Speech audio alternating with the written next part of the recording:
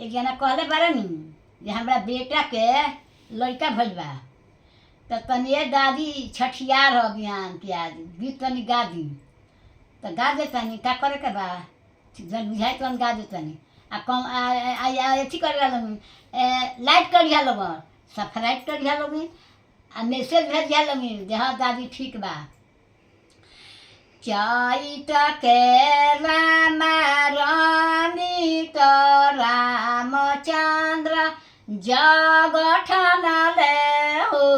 ए लाला ना बिना रे सीता के जगना शोभेला हो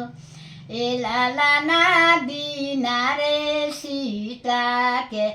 जगना शोभेला।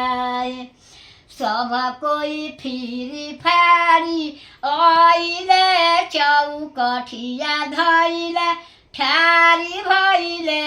हो ए लाला ना कमन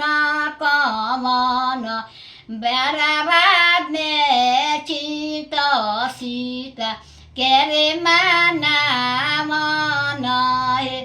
ए लाला ना पवन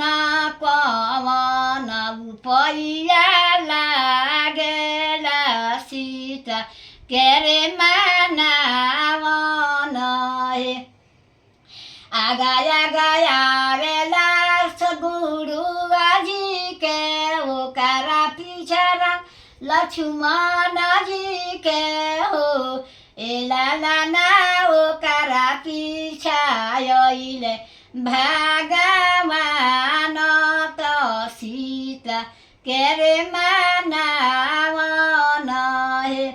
ए लाला ना ओकरा पीछा आइले भगवान तो सीता के रे मानावन बिना मेहरारू के जोग ना होखे। अब या को के नैहर गल रही या कोई कहे के जॉब करी अच्छा ना लगी। बेटी शोभेले आंगना दामाद शोभेला दुआरा मेहरारू शोभेले चौका पर बुझाता नु अब तने गा देता नी जब बुझाता तो इहो सोहरे हो सीख लिया लोग पतो हुआ बेटी पुरानका जमाना के गीत हो आजकल के गीत ना हो